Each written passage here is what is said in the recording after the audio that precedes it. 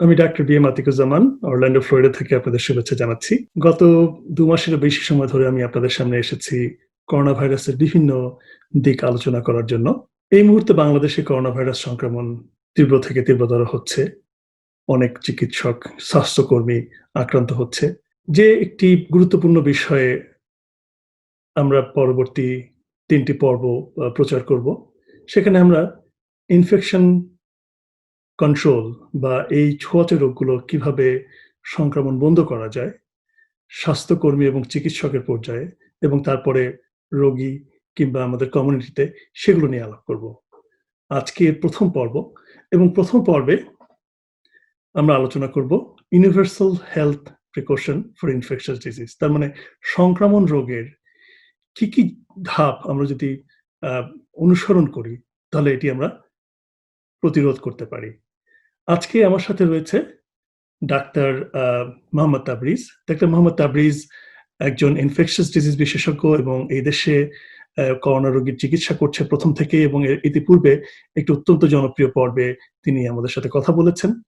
তিনি ইলিনয়ের advocate Christ medical সেন্টারের একজন ইনফেকশাস ডিজিজ কনসালটেন্ট।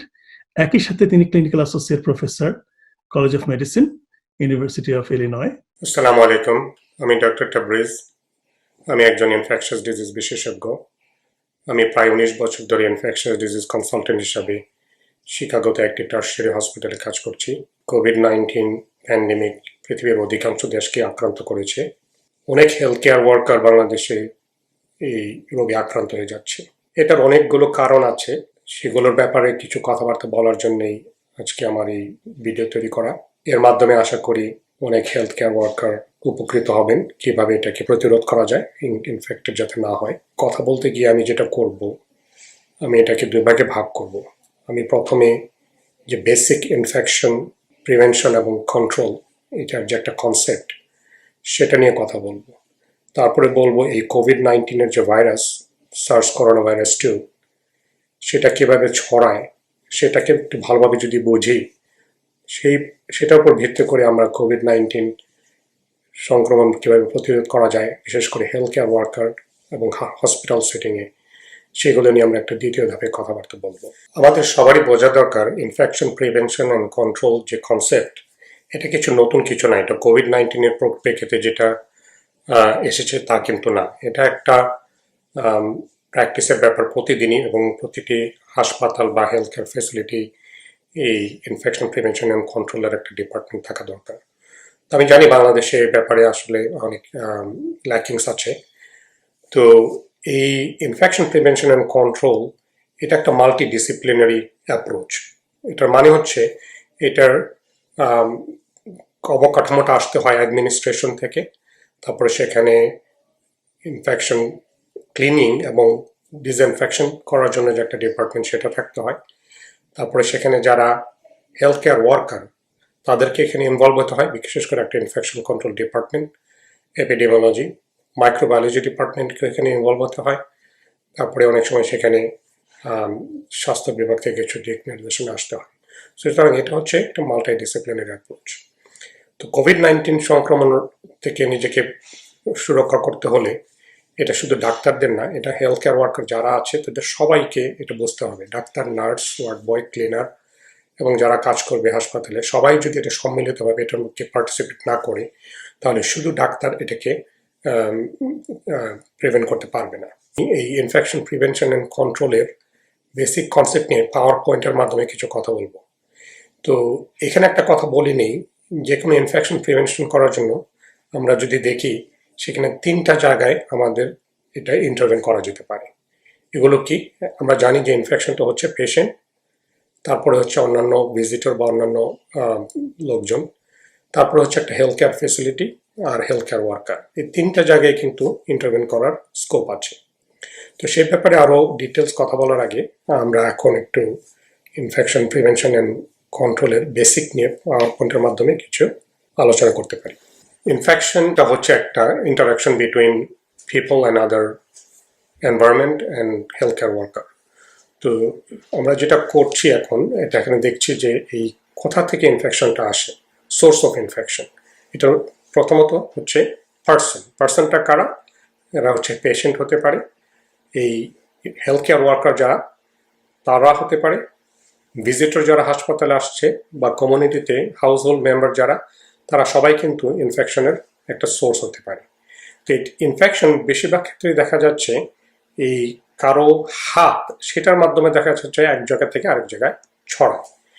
তার কারণ একজন যদি ইনফেকশন তার বডিতে থাকে, সেটা কিন্তু বেশিরভাগ ক্ষেত্রেই অটোমেটিক্যালি আরেক জায়গায় যাবে না, এটা যাবে হাতের মাধ্যমে। সুতরাং এই হাতটা হচ্ছে আমাদের সবচাইতে common source of infection. Second হচ্ছে যেটা এনভায়রনমেন্ট, বিশেষ করে হেলথ কেয়ার ফেসিলিটিতে ইনফেকশনের সোর্স শুধুমাত্র পেশেন্ট না, এক্ষেত্রে দেখা যাচ্ছে যে ওই ওয়ার্ড বা কেবিন বা বিভিন্ন এনভায়রনমেন্টাল যে সার্ফেসগুলো আছে সেগুলো কিন্তু ইনফেকশনের একটা বড় সোর্স। তো সেটার উদাহরণগুলো হচ্ছে যেমন একটা ড্রাই সার্ফেস একটা পেশেন্টের রুমে, পেশেন্ট কেয়ার এরিয়াতে, যেমন পেশেন্টের বেড রেল বা মেডিকেল ইকুইপমেন্ট যেমন stethoscope, blood pressure, BP curve, oximeter, অথবা কাউন্টার টপ, পেশেন্টের যে সাইড টেবিল আছে, বা ইভেন হেলথ কেয়ার ওয়ার্কার বা ডাক্তার নার্স তারা যে টেবিলে বসছে সেগুলো কিন্তু একটা ইনফেকশনের সোর্স হতে পারে। আরেকটা হচ্ছে যে ওয়েট সারফেস বা ময়েস্ট সারফেস আমরা যেগুলো বলি সেগুলো হচ্ছে যেমন সিঙ্ক, ফসেট, তারপরে ভেন্টিলেটরস, সাকশন মেশিন, এগুলো কিন্তু ইনফেকশনের সোর্স।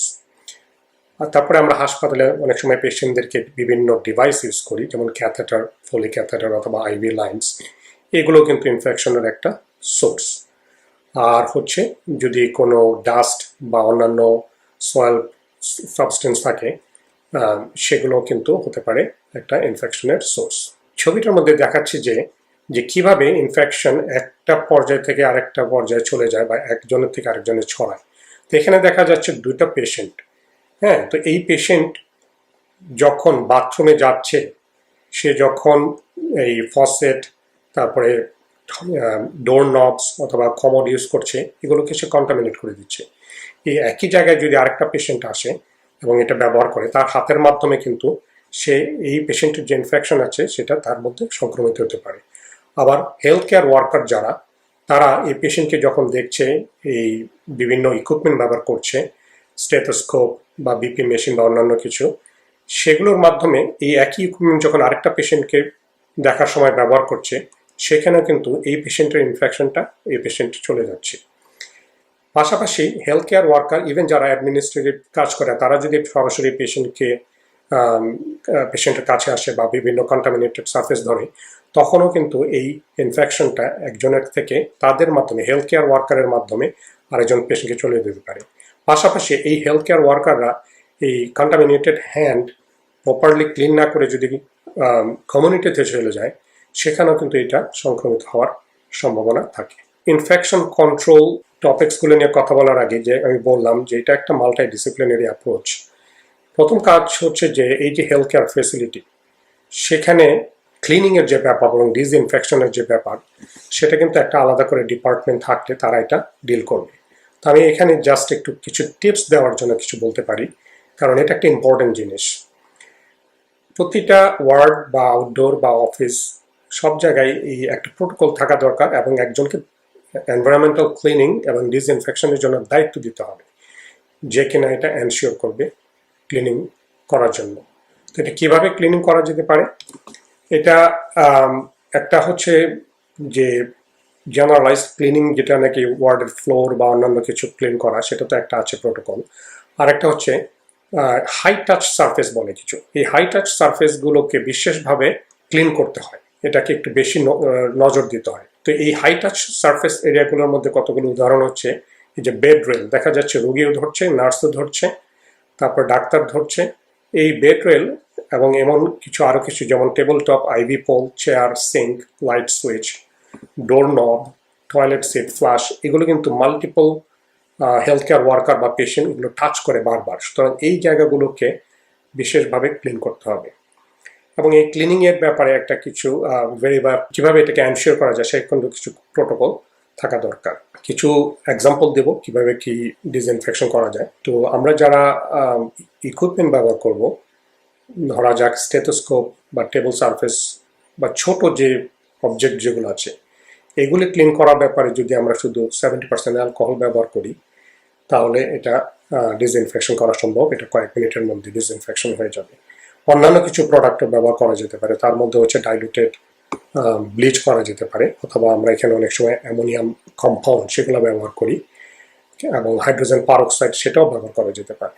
আর যখন আমরা নন ক্রিটিক্যাল মেডিকেল ইকুইপমেন্ট বা লার্জ এরিয়া যখন আমরা ক্লিন করবো, সেক্ষেত্রে এই ব্লিচ প্রোডাক্টটাই মেইন। হ্যাঁ, যেমন বেড রেল বা ভেন্টিলেটর, এই বড় সারফেস যখন আমরা ক্লিন করবো সেখানে ডাইলুটেড ব্লিচ দিয়ে এগুলো ক্লিন করা যেতে পারে। এখানে আমরা কিন্তু কোভিড-19 পরিপ্রেক্ষিতে বেশি কথা বলছি, কিন্তু এটা মনে করতে হবে যে আদার যে মাইক্রো অর্গানিজম আছে সেটা কি ধরনের মাইক্রো অর্গানিজম সেটার উপর ডিপেন্ড করে, ক্লিনিং ডিপেন্ড করে, ডিসইনফেকশন ডিপেন্ড করে। কিছু কিছু অর্গানিজম যেমন ক্লস্ট্রিডিয়াম, এগুলো স্পোর ফর্মিং অর্গানিজম, এগুলি করার জন্য কিন্তু ব্লিচ দিয়ে করতে হবে, স্পোরিসাইডাল যেগুলো সেগুলো। ইনফেকশন কন্ট্রোলের মেইন যে অংশ সেগুলো নিয়ে আমরা এখন কথা বলবো। সবচেয়ে ইম্পর্টেন্ট হচ্ছে আমাদের একটা সার্ভেলেন্স প্রোগ্রাম থাকা দরকার।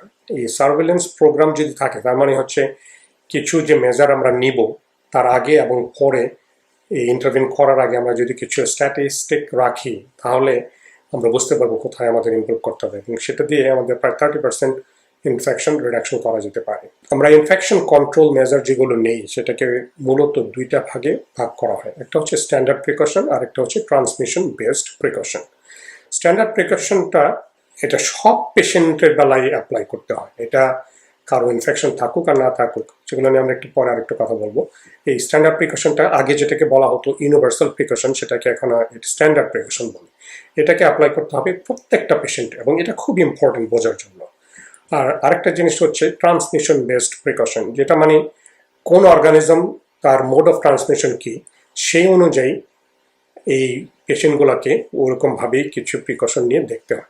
এই ট্রান্সমিশন বেসড প্রিকশনটাকে 3 ভাগে ভাগ করা হয়। একটা হচ্ছে কন্ট্যাক্ট, আর একটা হচ্ছে ড্রপলেট, আর একটা হচ্ছে এয়ারবর্ন। এগুলো নিয়ে আমরা প্রত্যেকটা আলাদাভাবে একটু পরে কথা বলছি। তো স্ট্যান্ডার্ড প্রিকশনটা কি? স্ট্যান্ডার্ড প্রিকশনটা আসলে এই প্রথমেই বললাম, এটা প্রতিটা পেশেন্ট, তাদের কোনো সংক্রমণ আছে কিনা নাই সেটা আমাদের জানা নাই, কিন্তু প্রতিটা পেশেন্ট দেখার সময় ধরে নিতে হবে তাদের কিছু একটা ইনফেকশন থাকতে পারে। সেই জন্য এই স্ট্যান্ডার্ড প্রিকশনের কিছু কম্পোনেন্ট আছে, এগুলো প্রতিটা পেশেন্ট দেখার সময় এবং সব সময় এই জিনিসগুলোকে মেনটেন করতে হয়। এটার মূল কম্পোনেন্ট হচ্ছে হ্যান্ড হাইজিন। আমি প্রথমেই বলেছি, হ্যান্ড হচ্ছে আমাদের সবচেয়ে ইম্পর্টেন্ট একটা ভেহিকল যেটা দিয়ে ইনফেকশনগুলো ছড়ায়। তো হ্যান্ড হাইজিনটা হচ্ছে একদম fundamental basic requirement for any interaction in the hospital. আর দ্বিতীয়ত হচ্ছে গ্লাভস, গাউন এবং আই প্রোটেকশন। এটা কিন্তু নর্মালি স্ট্যান্ডার্ড প্রিকশনের কোনো পার্ট না, কিন্তু আমাদের প্রত্যেকেই ধরে নিতে হবে, যদি কোনো পেশেন্টের আমরা সন্দেহ করি তার বডি সিক্রেশনের সংস্পর্শে আমি আসতে পারি, বা ব্লাড বা ইউরিন বা এরকম কোনো প্রসিডিউর করার আগে আমরা যদি চিন্তা করি যে তার এই বডি ফ্লুইডের সাথে সংস্পর্শে আসবে, সেই ক্ষেত্রে এই গ্লাভস, গাউন এবং আই প্রোটেকশন ব্যবহার করাটা হয়ে যায় part of the standard precaution. এখন অনেক সময় একটা জিনিস প্রশ্ন আসে যে আমি যদি গ্লাভস ব্যবহার করি তাহলে কি আমার হ্যান্ড হাইজিন করতে হবে? এটা একটা ভুল ধারণা থাকে অনেকের। আমি তো গ্লাভস পরেছি, সুতরাং পেশেন্ট ধরার আগে বা পেশেন্টটা দেখার পরে আমার আর হ্যান্ড হাইজিন করার দরকার নেই। এটা আসলে ঠিক না। গ্লাভস ব্যবহার করা সত্ত্বেও আমাদের এই গ্লাভস পরার আগে এবং রোগীটা দেখার পর গ্লাভসটা খুলে ফেলার পর হ্যান্ড হাইজিন করতে হয়, এবং এর ব্যাপারে স্টাডিও আছে। যারা গ্লাভস পরেছে কিন্তু হ্যান্ড হাইজিন করেনি, অ্যাজ অপোজ টু যারা হ্যান্ড হাইজিন করেছে এবং গ্লাভস পরেছে, এবং তাতে দেখা যায় হেলথ কেয়ার ওয়ার্কাররা যারা নাকি হ্যান্ড হাইজিন করেনি কিন্তু গ্লাভস পরেছে, তাদের মধ্যে ইনফেকশন সংক্রমিত হয়েছে। সুতরাং hand hygiene is a must whether you wearing gloves or not. আর একটা হচ্ছে যে এই যে আমরা অনেক সময় গ্লাভস, গাউন এবং আই প্রোটেকশন ব্যবহার করব, বা অন্যান্য ইনস্ট্রুমেন্ট ব্যবহার করব যেগুলো কন্টামিনেটেড হয়ে যেতে পারে, এগুলোর জন্য প্রপার ক্লিনিং এবং ডিসপোজাল, এবং রোগীর যে linen, bed cover, polish cover এগুলো আছে সেগুলোকেও ক্লিন করার কিছু প্রোটোকল থাকা দরকার। আরেকটা পার্ট হচ্ছে ইনফেকশন কন্ট্রোলের যে বেসিক স্ট্যান্ডার্ড প্রিকশন, সেটা হচ্ছে কফ এটিকেট। এটা সবাইকেই মেনে চলতে হয়, এটা সারা বছর, এটা কোনো মহামারী বা প্যান্ডেমিকের না, এই স্ট্যান্ডার্ড প্রিকশনটা সবসময় করতে হয়। হ্যান্ড হাইজিন হচ্ছে সবচাইতে ইম্পর্টেন্ট কম্পোনেন্ট স্ট্যান্ডার্ড প্রিকশনের। শুধুমাত্র হ্যান্ড হাইজিন মেনটেন করে বেশ অনেক বছর আগে ইন্ডিয়াতে একটা স্টাডিতে দেখা গেছে যে শুধুমাত্র হ্যান্ড হাইজিন ইমপ্লিমেন্ট করে তাদের ইনফেকশন রেট প্রায় 50% কমিয়ে ফেলেছে, বাকিগুলো ছাড়াই। তো সবচেয়ে বড় সমস্যাটা বিশেষ করে বাংলাদেশের ক্ষেত্রে যেটা হয়, আমরা তো বলতেই পারি যে হ্যান্ড হাইজিন করতে হবে, কিন্তু এই কমপ্লায়েন্স যদি না থাকে, তার মানে সবাই যদি এটা না করে, প্রতিটা পেশেন্ট দেখার আগে, প্রতিটা এনভায়রনমেন্টাল অবজেক্ট ধরার আগে, তাহলে কমপ্লায়েন্স না থাকলে, প্রোটোকল থাকলে বা এটা বললে এটা কোনো লাভ নেই। সেজন্য কি করতে হবে, আমাদের হ্যান্ড হাইজিনের যে ইকুইপমেন্ট, যেটা হতে পারে একটা স্যানিটাইজার বা সাবান, পানি, সেগুলোর যদি আমরা এনশিওর না করতে পারি তাহলে এটা প্রোটোকল থেকে লাভ হবে না। এটা হচ্ছে 1 নম্বর। 2 নম্বর হচ্ছে অনেক হেলথ কেয়ার ওয়ার্কার তারা জানি না, তারা মনে করে আমি তো গ্লাভস, একটু আগে যেটা বললাম গ্লাভস পরেছি, অথবা আমি জাস্ট শুধু ওয়ার্ডে ঢুকেছি, আমি কিছু ধরবো না, হ্যাঁ, তাহলে আমার হ্যান্ড হাইজিন করার দরকার নেই। এখানে আমরা পেশেন্টের রুমে ঢোকার আগে আমি পেশেন্ট ধরবো কি ধরবো না সেটা চিন্তা করার কোনো স্কোপ নাই, আমাকে ঢুকতে হলেই হ্যান্ড হাইজিন করে তারপরে ঢুকতে হয়। এবং এ ব্যাপারে সবাইকে সচেতন করা, পোস্টার, তারপরে সাইন দেওয়া সব জায়গায়, এবং কিছু সার্ভিলেন্স রাখলে সবাই এটা মেনে চলছে কিনা, তাহলে এটার কমপ্লায়েন্স যদি এনশিওর করা যায় তাহলে ইনফেকশন আমরা এমনিতে কমিয়ে ফেলতে পারবো। বিশেষ করে আমি পরে কথা বলবো কোভিড-19 নিয়ে। এই সময় রিসোর্স লিমিটেড কান্ট্রিতে, বিশেষ করে বাংলাদেশের ক্ষেত্রে, যদি একটা জিনিসের উপর জোর দিতে হয় সেটা হচ্ছে হ্যান্ড হাইজিনকে মেনটেন করা এবং এটাকে এনশিওর করা, কারণ হাতের মাধ্যমে কিন্তু এই ভাইরাসটা বেশি ছড়াবে এই ড্রপলেটের পরেই। সেটা নিয়ে পরে কথা বলছি। তো হ্যান্ড হাইজিন কিভাবে করা যায়, একটা হচ্ছে সাবান পানি, আর একটা হচ্ছে অ্যালকোহল বেসড স্যানিটাইজার দিয়ে। অনেকে প্রশ্ন করে সাবান পানি নাকি অ্যালকোহল বেস, কোনটা ভালো?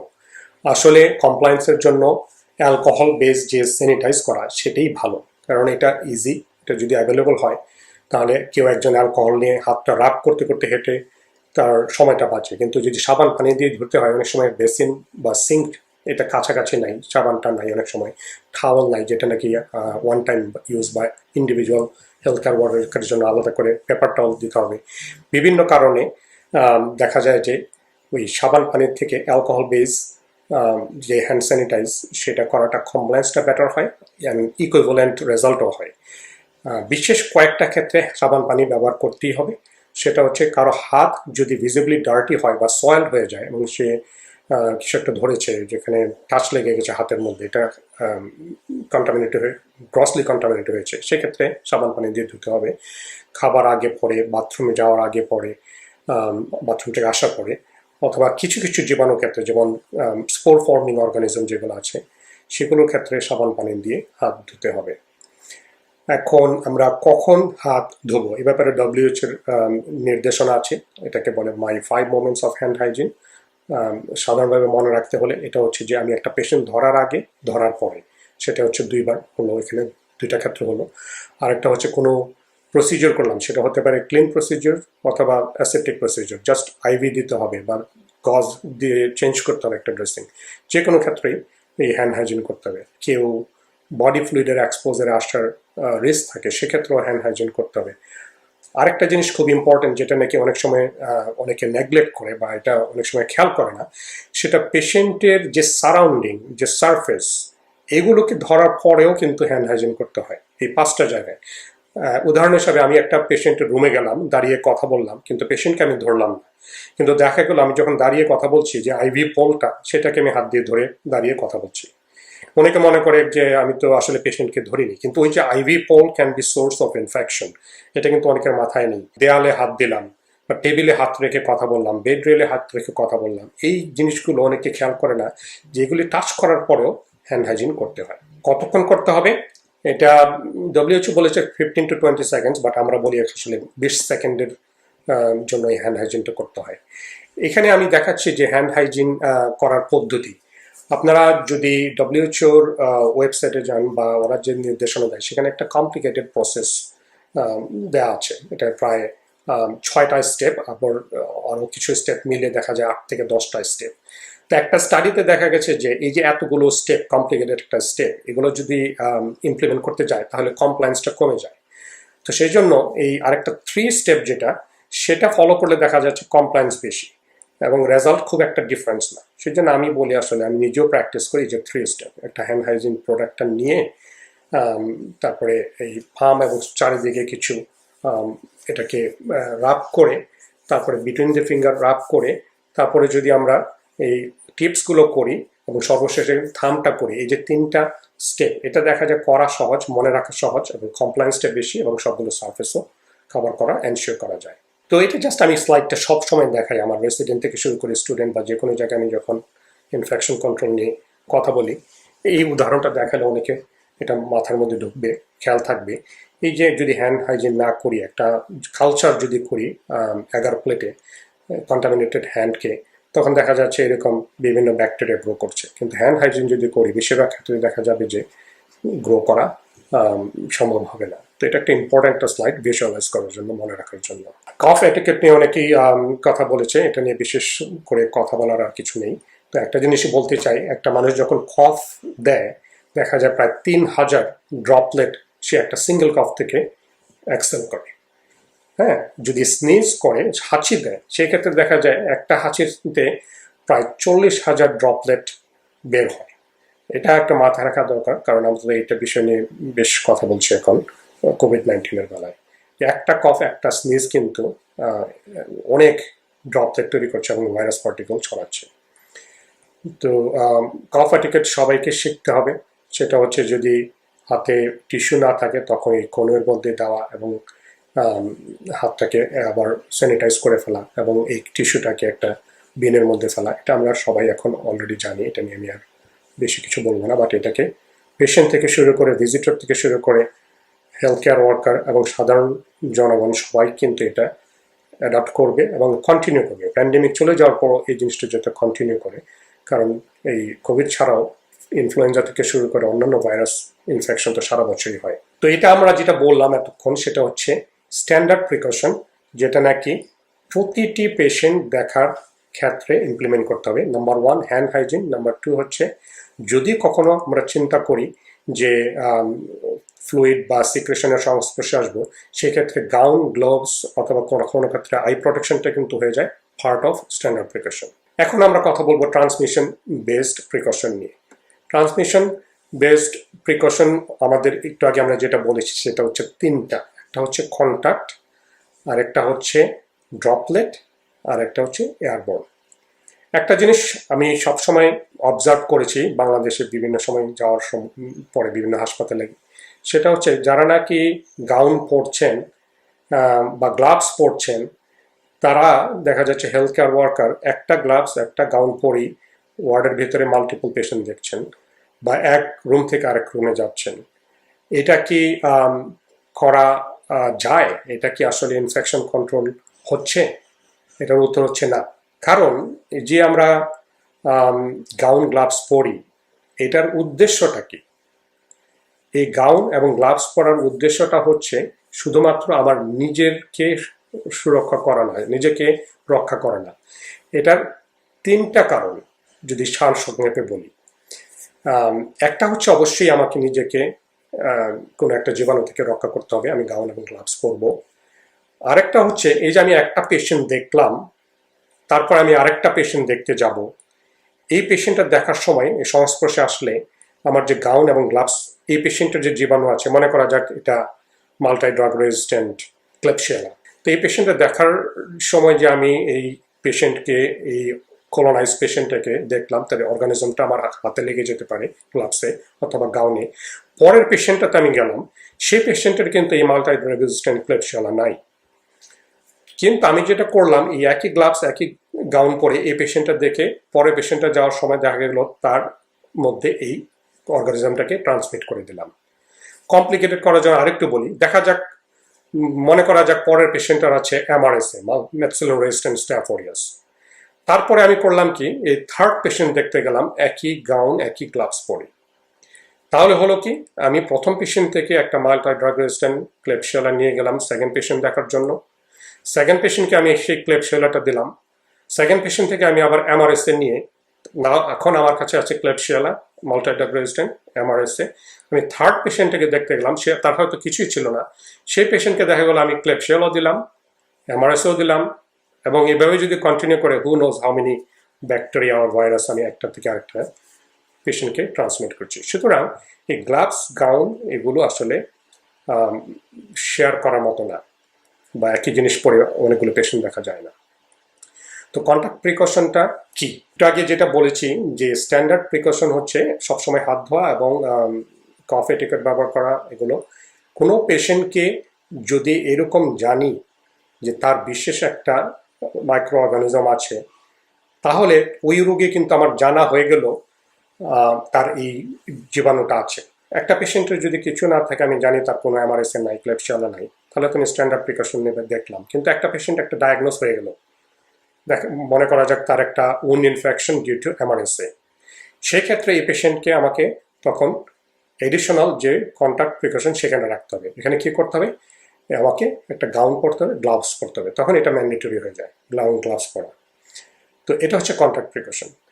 আর এই পেশেন্টটা তখন দেখা যায় একটু সেপারেট করতে হয়, যার অন্য যে পেশেন্টগুলো তাদের কাছ থেকে একটুকে আলাদা করে রাখতে হয়। এখন আমাদের এখানে যেটা করি, আমরা একটা পেশেন্টকে তখন একটা সিঙ্গেল রুমে রাখি, অ্যান্ড বাংলাদেশের পরিপ্রেক্ষিতে তো সিঙ্গেল রুম করা না, যাবে না। তো যতদিন ওইরকম অবস্থায় না আসে, তখন দেখা যায় একটা জিনিস করা যেতে পারে, সেটা হলো কোহর্টিং। হ্যাঁ, অনেক সময় দেখা যাচ্ছে যে এমআরএসএ পেশেন্ট, দুইটা পেশেন্টের এমআরএসএ আছে, তাদেরকে একটা কর্নারে দেওয়া যেতে পারে। হ্যাঁ, অথবা যদি এরকম একসাথে অনেকগুলো পেশেন্ট আমরা না জানি, কিন্তু একটা পেশেন্টের এমআরএসএ আছে বা একটা মাল্টি ড্রাগ রেজিস্ট্যান্ট আছে, তাকে তখন একটা কর্নারে যদি রাখা যায়, অন্য পেশেন্ট থেকে একটু দূরে তাকে সেপারেট করা যায়। অনেক সময় এখানে কার্টেন দিয়ে সেপারেট করা যেতে পারে। এবং এই পেশেন্টের জন্য তো আমরা তখন ডেডিকেটেড কিছু ব্যবস্থা যদি নেই, হ্যাঁ, এই ইকুইপমেন্ট যখন ব্যবহার করব বা স্টেথোস্কোপ ব্যবহার করব, সেই যে বেসিক যে কনসেপ্ট, এগুলোকে ক্লিন করে অন্য পেশেন্ট দেখবো না, সেগুলো যদি স্পেশালি আমরা ইমপ্লিমেন্ট করি, তাহলে কিছুটা হলেও এই মেনটেন করা সম্ভব। একটা জিনিস হচ্ছে, যখন আমরা এই পেশেন্টগুলো দেখি, কন্ট্যাক্ট আইসোলেশনের পেশেন্ট, যে পেশেন্টের এমআরএস হতে পারে, ভিআরই হতে পারে, হ্যাঁ, অথবা মাল্টি ড্রাগ রেজিস্ট্যান্ট অর্গানিজম থাকতে পারে, সেই পেশেন্টটাকে দেখার পরে যে গাউন আর গ্লোভস পরলাম আমি, এই যে একটু আগে বললাম, এইটা দেখার পরে এই গাউনটা এবং গ্লাভসটা ওখানেই আমাকে খুলে রেখে আসতে হবে। হ্যাঁ, এটা নিয়ে কিন্তু আমি অন্য জায়গায় যেতে পারবো না, বা এটি গাউনের গ্লাভসটা নিয়ে কিন্তু আমি ওয়ার্ড থেকে বেরোয় তারপরে যে খুলবো সেটা না। ওই যদি একটা কর্নারে রাখি আমি, একটা রুমের বা ওয়ার্ডের কর্নারে, সেখানে একটা বিন রেখে গাউনটা গ্লাভসটা খুলে ওখানেই ডিসপোজ করে, তারপরে হ্যান্ড ওয়াশ করে, তারপরে আমি আরেকটা পেশেন্ট দেখবো। এটা হচ্ছে আইডিয়া। এটা নিয়ে বাইরে যাবে না। এখন কোভিডের ক্ষেত্রে যেটা আমরা দেখছি বাংলাদেশে, অনেকে এই কভারঅল বা পিপিএ পরে এক জায়গা থেকে আরেক জায়গায় ঘুরে বেড়াচ্ছে, সেটা নিয়ে আমরা পরে কথা বলবো। আমি জাস্ট বলছি এখানে উদাহরণটা। তাতে হচ্ছে কি, ভাইরাসটা এক জায়গা থেকে আরেক জায়গায় এটা চলে যাচ্ছে। দেখা যাচ্ছে যে আমরা ডেডিকেটেড আইটেম যদি ইউজ করতে পারি ওই পেশেন্টের জন্য, তাহলে ভালো। আর যেহেতু ডেডিকেটেড আইটেম অনেক সময় ব্যবহার করা সম্ভব না, কারণ এটা কস্টের ব্যাপার আছে, তাহলে অন্তত ওই স্টেথোস্কোপ, বিপি, এগুলো যদি ওই সময়টার জন্য ওই রোগীর কাছে রাখা যায়, অথবা এটাকে 70% অ্যালকোহল দিয়ে ক্লিন করে তারপরে ওগুলোকে অন্য পেশেন্টের ব্যবহার এনশিওর করা যায়, তাহলে এটা কিছুটা হলো ইমপ্লিমেন্ট করা সম্ভব। কোন কোন জীবাণু, কিছু জীবাণুর উদাহরণ যেগুলো নাকি পেশেন্টকে কন্ট্যাক্ট আইসোলেশনে রাখতে হয়, আমি উদাহরণ হিসাবে কিছু বলে ফেলেছি। এমআরএসএ, ভিআরই, মাল্টি ড্রাগ রেজিস্ট্যান্ট যেগুলো অর্গানিজম আছে, তারপরে কার্বিপেনিমেস প্রডিউসিং যে অর্গানিজম যেগুলো আছে, সিআরই বলি বা কেপিসি বলি, সেই পেশেন্টগুলোকে এইরকম কন্ট্যাক্ট আইসোলেশনে রাখতে হয়, তাদেরকে আলাদা করতে হয়, গাউন পরতে হয়, গ্লোভস পরতে হয়। আরেকটা হচ্ছে আমাদের এখানে ক্লস্ট্রিডিয়াম অথবা নরোভাইরাস, এই পেশেন্টগুলোকেও কন্ট্যাক্ট আইসোলেশনে দিতে হয়। এই হচ্ছে কিছু উদাহরণ। সেকেন্ড হচ্ছে ড্রপলেট প্রিকশন। ড্রপলেট প্রিকশনটা কি? ড্রপলেট এবং ড্রপলেট নিউক্লিয়ার দুইটা টার্ম আছে, এগুলো কিন্তু আমাদেরকে আলাদা করে বুঝতে হবে, বিশেষ করে কোভিড নিয়ে যেটা আমরা কথা বলবো। ড্রপলেট হচ্ছে আমরা যখন কথা বলি বা আমরা যখন কাশি দেই বা হাঁচি দেই, আমাদের মুখ থেকে কিন্তু সিক্রেশন হচ্ছে। আমি যে কথা বলছি, যদি ক্যামেরা দিয়ে, হাই রেজলিউশন ক্যামেরা দিয়ে ধরা যায়, দেখা যাবে যে আমি দেখছি না, কিন্তু কিছু না কিছু সিক্রেশন মুখ থেকে কিন্তু আসছে। এই সিক্রেশনগুলার যখন মোর দেন 5 মাইক্রন হবে, সেটাকে বলে ড্রপলেট। এই ড্রপলেটটা যেহেতু এটা মোর দেন 5 মাইক্রন, এটা করবে কি, যখন আমি কথা বলবো বা কাশি দিব বা হাঁচি দিব, এটা 3 থেকে 6 ফিটের মধ্যে গিয়ে এটা পড়ে যাবে নিচে। এটা বাতাসে বেশিক্ষণ ভেসে থাকবে না এবং এটা দূরেও যাবে না, এই জন্য এটাকে বলে ড্রপলেট। উদাহরণ হিসেবে আমরা যখন পেশেন্ট এখানে দেখি, এই অর্গানিজমগুলোকে আমরা ড্রপলেট মোড অফ ট্রান্সমিশন ধরি এবং ওইভাবে প্রিকশন নিই। যেমন হচ্ছে meningitis, not pneumococcal meningitis. Pneumococcal meningitis কিন্তু ড্রপলেট না, কিন্তু নাইসেরিয়া মেনিনজাইটিস যদি হয় সেটা হবে ড্রপলেট। মাইকোপ্লাজমা কিন্তু এই ড্রপলেটের মাধ্যমে ছড়াবে। গ্রুপে স্ট্রেপ যখন নিউমোনিয়া করে, বিশেষ করে পিডিয়াট্রিক পেশেন্টে ফ্যারিনজাইটিস করে, সেই ক্ষেত্রে কিছু ড্রপলেট মাধ্যমে এটা ছড়াতে পারে। আর ভাইরাস, বেশিরভাগ ভাইরাসগুলি হচ্ছে ইনফ্লুয়েঞ্জা, ইনফ্লুয়েঞ্জা, অ্যাডেনোভাইরাস, রুবেলা। এই ভাইরাসগুলোও কিন্তু এই ড্রপলেটের মাধ্যমে এক পেশেন্ট থেকে আরেক পেশেন্টে বা কারো এক পেশেন্ট থেকে হেলথ কেয়ার ওয়ার্কারের মধ্যে যেতে পারবে। সুতরাং এই অর্গানিজম আরও কিছু আছে, আমি শুধু কয়েকটা এখানে বললাম। এই অর্গানিজমগুলো যদি কোনো পেশেন্টকে আমরা সাসপেক্ট করি বা দেখি বা কনফার্ম করি, তখন তারা এই ড্রপলেট আইসোলেশনে থাকবে। এই ড্রপলেট আইসোলেশনের ইম্পর্টেন্সটা কি, এটা কিভাবে আমরা ইমপ্লিমেন্ট করি? এটা হচ্ছে আমরা এই যে একটা সার্জিক্যাল মাস্ক, সেটাকে আমরা যদি ব্যবহার করি তাহলে এই ড্রপলেট থেকে আমরা নিজেকে রক্ষা করতে পারবো। এটার সার্জিক্যাল মাস্কটারও কিছু ক্রাইটেরিয়া আছে, এটার ভিতরে কিছু ফিল্ট্রেশনের ক্যাপাসিটি আছে। ইউজুয়ালি দেখা যায় আবার 92% পর্যন্ত ফিল্ট্রেশন হয়। বাট যেহেতু সাইজটা মোর দেন 5, এই এটা কিন্তু ভাইরাস বা অর্গানিজমের সাইজ না, এটা কিন্তু সিক্রেশনের সাইজ। মানে হচ্ছে ভাইরাসটা সিক্রেশনের মধ্যে থাকছে এবং একটা ড্রপলেট তৈরি করছে, সেই সাইজটাকে আমরা প্রিভেন্ট করছি সার্জিক্যাল মাস্ক দিয়ে। তো এটা পড়তে হবে আমরা যতক্ষণ না পেশেন্টের কাছাকাছি থাকবো, রুম বা এনভায়রনমেন্টের পেশেন্টের কাছে থাকবো, ততক্ষণ পর্যন্ত এই মাস্কটা পরে থাকতে হবে। এটা খুলতে হবে কখন? আমি পেশেন্টটা গাউন আর গ্লাভসের বেলায় যেটা বললাম, এটা ওয়ার্ডের মধ্যেই ফেলে দিতে হবে। আর ইন জেনারেল যখন আমরা ড্রপলেট দেখি, তখন পেশেন্ট থেকে যখন দূরে চলে আসবো, অ্যাটলিস্ট 6 ফিট, বা দরজা দিয়ে বের হওয়ার পরে এটা বাইরেও ফেলতে পারি, যাতে এটা আমরা কোনো কিছু ইনহেল না করি। এরপরে হচ্ছে এয়ারবর্ন প্রিকশন বা এয়ারোসোল যেটা বলি আমরা। এটা আমরা যখন ড্রপলেট কথা বললাম, সেটা মোর দেন 5 মাইক্রন। এখানে খেয়াল করে দেখেন যে আমি কিন্তু এখানে বলছি এয়ারবর্ন হচ্ছে ড্রপলেট নিউক্লিয়াই। এটা হচ্ছে ড্রপলেট, এটা হচ্ছে ড্রপলেট নিউক্লিয়াই। এয়ারবর্ন ড্রপলেট নিউক্লিয়াইটা হচ্ছে যখন রেসপিরেটরি সিক্রেশন, যেখানে নাকি মাইক্রো অর্গানিজমটা থাকে, সেটার সাইজ যদি 5 মাইক্রনের নিচে হয়, তখন এটার করে কি, এটা বাতাসে অনেকক্ষণ ভেসে থাকতে পারে এবং এটা অনেক দূর পর্যন্ত যেতে পারে, যেহেতু এটা বাতাস বেশি সময় থাকে। সেই জন্য এটাকে বলে এয়ারবর্ন প্রিকশন বা এয়ারবর্ন ড্রপলেট নিউক্লিয়াই। আমরা কয়েকটা উদাহরণ দিতে পারি কোন কোন অর্গানিজম এই এয়ারবর্ন দিয়ে ছড়ায়। তার মধ্যে সবচেয়ে ইম্পর্টেন্ট হচ্ছে টিউবারকুলোসিস, যেটা বাংলাদেশে। টিউবারকুলোসিস পেশেন্টের কাছাকাছি যদি আপনি থাকেন, ইভেন 6 ফিট দূরেও যদি থাকেন কিছুক্ষণের জন্য, এটা সংক্রমিত হওয়ার সম্ভাবনা থাকে। আর আমরা জানি যে ওই chicken pox, measles, small pox এখন নাই, কিন্তু চিকেন পক্স এবং মিজলস যখন হবে, সেটা কিন্তু এই এয়ারবর্ন প্রিকশন দিয়ে যায়। ওয়েস্টার্ন কান্ট্রিতে, যেটা ডেভেলপ কান্ট্রি বা অন্যান্য কান্ট্রিতে যেটা হয়, এই এয়ারবর্ন প্রিকশনে যখন কাউকে রাখতে হয়, তাদেরকে একটা নেগেটিভ প্রেশার, এয়ার প্রেশার রুমে রাখতে হয়। সেটা করে কি, রুমের বাইরে যে প্রেশারটা, সেটা হচ্ছে পজিটিভ, আর রুমের প্রেশারটা যদি নেগেটিভ হয় in comparison to the outside, তখন এই রুম থেকে বাতাসটা বাইরে আসবে না, বাতাস শুধু রুমের ভিতরে যাবে। তারপরে রুমের ভিতর থেকে একটা ভেন্টের মাধ্যমে ফিল্ট্রেশন করে এটা বাইরে চলে যাবে। এটা কিছু এয়ার এক্সচেঞ্জও থাকে, এগুলো তো আসলে বিশেষ ডিটেলস এখানে বলতে চাচ্ছি না। কিন্তু এটার জন্য একটা বিশেষ নেগেটিভ প্রেশার রুম দরকার হয়। এবং এই পেশেন্টগুলো দেখার জন্য আমরা অনেকে এখন এই N95 নিয়ে কথা বলছি, রেসপিরেটরি নিয়ে কথা বলছি। যে সমস্ত ভাইরাস বা ব্যাকটেরিয়া, তার মধ্যে হচ্ছে টিউবারকুলোসিস, এই এয়ারবর্ন ড্রপলেট নিউক্লিয়ার মাধ্যমে ছড়ায়, সেই পেশেন্টগুলোকে আমরা যখন সাসপেক্ট করি অথবা আইডেন্টিফাই করি, তখন এরকম একটা সিঙ্গেল রুম, যেখানে নাকি নেগেটিভ প্রেশার, যেখানে নাকি 6 to 10 এয়ার এক্সচেঞ্জ হচ্ছে পার আওয়ার, ওই রুমে রেখে এই পেশেন্টগুলোকে আমরা তখন দেখি। সেই ক্ষেত্রে দেখা যাচ্ছে আমরা N95 ব্যবহার করি বা রেসপিরেটরি ব্যবহার করি, কারণ এই 95% of particle less than 5 micron can be filtered through this N95, যদি আমরা এটা সঠিকভাবে পড়তে পারি। এখন কথা হচ্ছে যে এটা তো তিনটা আলাদাভাবে বললাম, তাই না? একটা হচ্ছে বললাম কন্টাক্ট আইসোলেশন, আর একটা বললাম ড্রপলেট আইসোলেশন, আর একটা বললাম এয়ারবর্ন আইসোলেশন বা প্রিকশন।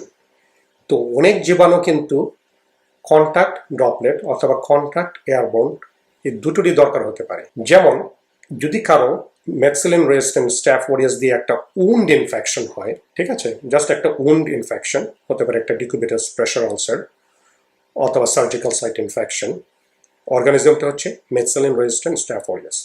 সেই ক্ষেত্রে আমি ওই পেশেন্টটাকে করবো কি কন্টাক্ট আইসোলেশন দিব, কারণ ওই উন্ড থেকে এটা ড্রপলেট হবে না বা এয়ারবর্ন হবে না বা এরকম কিছু না, শুধুমাত্র কন্টাক্ট আইসোলেশন দিয়ে হবে। অনেক হাসপাতালে আমরা এটা একটু ডিফারেন্স অফ ওপিনিয়ন আছে, যখন পেশেন্টের মেথিলিন রেজিস্ট্যান্ট স্ট্যাফ ওরিয়াস দিয়ে নিউমোনিয়া হবে সেই ক্ষেত্রে কিন্তু আমরা কন্টাক্ট প্লাস ড্রপলেট এই দুটো ইমপ্লিমেন্ট করি। আরো কিছু ভাইরাস আছে যেখানে নাকি শুধুমাত্র ড্রপলেট না, সেগুলো কন্টাক্টের মাধ্যমে আসবে, হ্যাঁ, যেমন হচ্ছে মেটানিমো ভাইরাস, রেসপিরেটরি সিনসিটিভ ভাইরাস, বাংলাদেশের ক্ষেত্রে নিপা ভাইরাস। এগুলোকে ধরা হয় এরা ওই বডি কন্টাক্টে আসলেও সংক্রমিত হতে পারে অথবা এই ড্রপলেটের মাধ্যমে সংক্রমিত হতে পারে। সুতরাং তখন এগুলো সাসপেক্ট করলে এই কন্টাক্ট এবং ড্রপলেট কম্বাইন করে ওই পেশেন্টটাকে রুমে রাখতে হবে। তাহলে কি করতে হবে সেক্ষেত্রে? পেশেন্টকে সেম জিনিস একটা সিঙ্গেল রুমে রাখতে হবে। যদি না আরেকটা পেশেন্টের একই রোগ থাকে তাহলে আমরা একসাথে করতে পারবো না, যদি একটা পেশেন্টের সেই একই রোগ না থাকে। যদি এই পেশেন্টগুলোকে আমাকে ডিল করতে হয় তখন এই পেশেন্টটাকে আলাদা করতে হবে এবং এই পেশেন্ট দেখার সময় আমাকে তখন গাউন পরতে হবে, গ্লাভস পরতে হবে ফর কন্টাক্ট, আর একটা সার্জিক্যাল মাস্ক পরতে হবে যেটা নাকি আমি কি ড্রপলেটটাকে প্রিভেন্ট করছে। তো এটা অর্গানিজমের উপর ডিপেন্ড করে এই ডিসিশনটা নিতে হয় আমি তাকে কন্টাক্ট এবং ড্রপলেট দেবো কিনা। কিছু কিছু জীবাণু, ব্যাকটেরিয়া এবং ভাইরাস, সেগুলোর জন্য আবার অনেক সময় কন্টাক্ট এবং এয়ারবোর্ন আইসোলেশন লাগে। তার উদাহরণ কেমন? এই chicken pox, varicella chicken pox patient যখন হয় তখন একটা হচ্ছে এয়ারবোর্ন, একটু আগে যেটা বললাম, এটা সাইজটা লেস দেন 5 মাইক্রন, অনেকক্ষণ বেশি থাকতে পারে, সুতরাং এটা এয়ারবোর্ন হয়ে আরেকজনকে ইনফেক্ট করতে পারে। এটা কেউ যদি ধরে বা কাছাকাছি এটার সিক্রেশনগুলো যদি ধরে সেক্ষেত্রে তাকে এই কন্ট্যাক্টের মাধ্যমে কন্টামিনেট করেও এই ইনফেকশনটা ছড়াতে পারে। সুতরাং এক্ষেত্রে কন্ট্যাক্ট আর এয়ারবোর্ন লাগে যখন ভ্যারিসেলা। আর আমরা জানি যে হার্পিস জস্টার হচ্ছে রিঅ্যাক্টিভেশন অফ চিকেন পক্স। তো সেই হার্পিস জস্টারের ব্যাপারে এটা ইন্টারেস্টিং, যদি এটা লোকালাইজড হয়, একটা ডার্মাটোমে হয়, তখন দেখা যায় শুধুমাত্র স্ট্যান্ডার্ড প্রিকশন দিয়ে হয়ে যায়।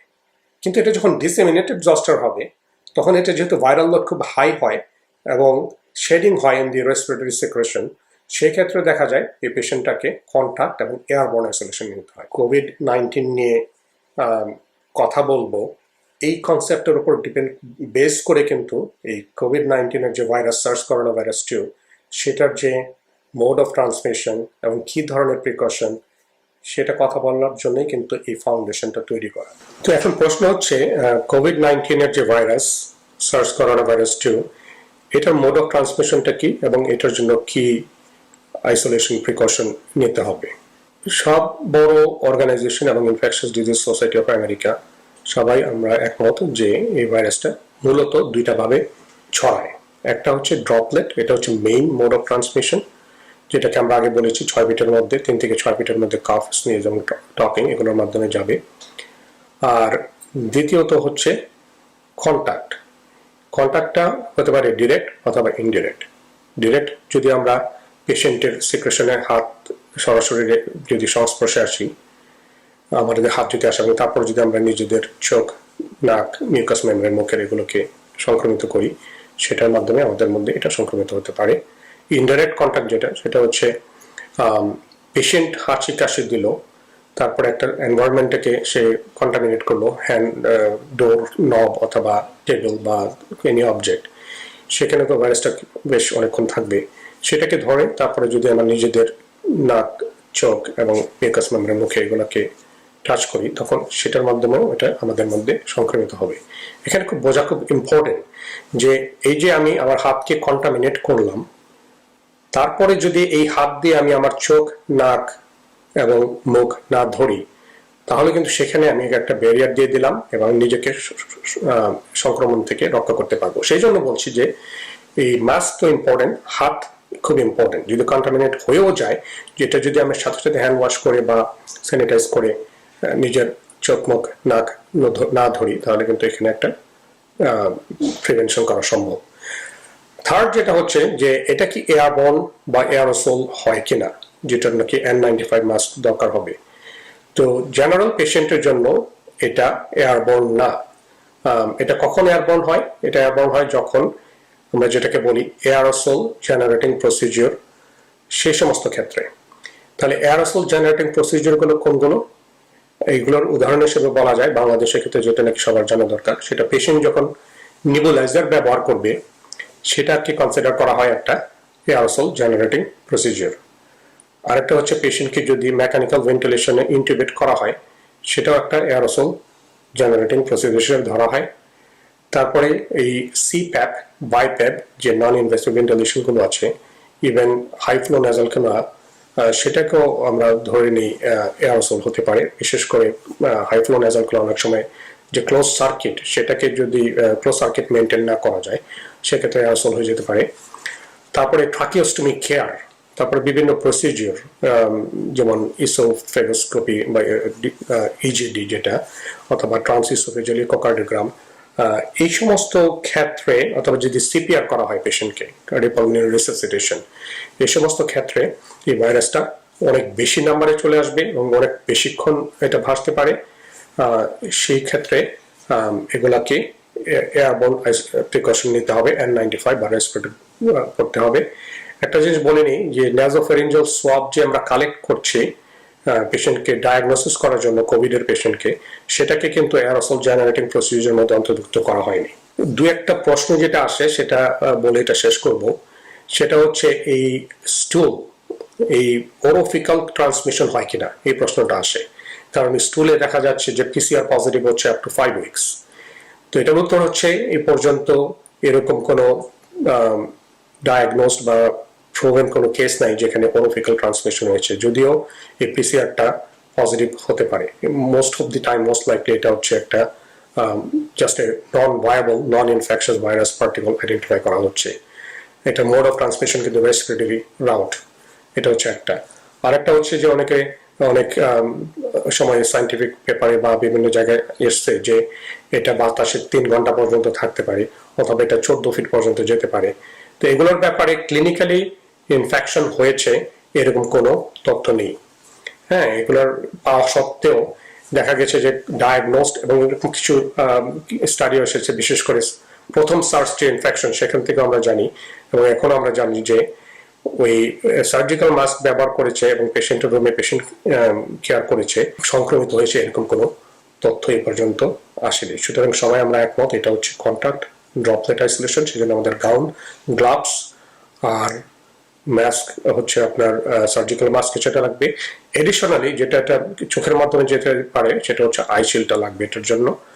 আর শুধুমাত্র এয়ারোসল জেনারেটিং প্রসিডিউর করতে গেলে তখন এটা এয়ারবর্ন হতে পারে, এবং সেক্ষেত্রে আমাদের রেসপিরেটর এবং N95 মাস্ক লাগবে। আমি পিপিএ নিয়ে আরেকটা ডিফারেন্ট কথা বলবো। এই সেগমেন্টটাতে আমরা মূলত ইনফেকশন কন্ট্রোল বেসিক যেটা, সেটা নিয়ে কথা বললাম। এটা অলসো কথা বললাম যে এটা mode of transmission for SARS coronavirus 2 COVID-19 এর যে ভাইরাস। আশা করি এটার মাধ্যমে আমরা একটা মোটামুটি একটা ধারণা পেয়েছি যে ইনফেকশন কিভাবে ছড়ায়, কিভাবে এটা প্রিভেন্ট করতে হয়। পরবর্তী একটা সেগমেন্টে আমরা বিশেষভাবে কোভিড-19 নিয়ে, পিপিএ নিয়ে আমরা কথা বলবো। অনেক ধন্যবাদ তাবরেজ আজকে আসার জন্য, সংক্রমণ রোগের ইউনিভার্সাল প্রিকশন সম্পর্কে বলার জন্য, যেটা আমাদের করোনা ভাইরাস সংক্রমণের একটি প্রধানতম ধাপ হতে পারে। অনেক ধন্যবাদ।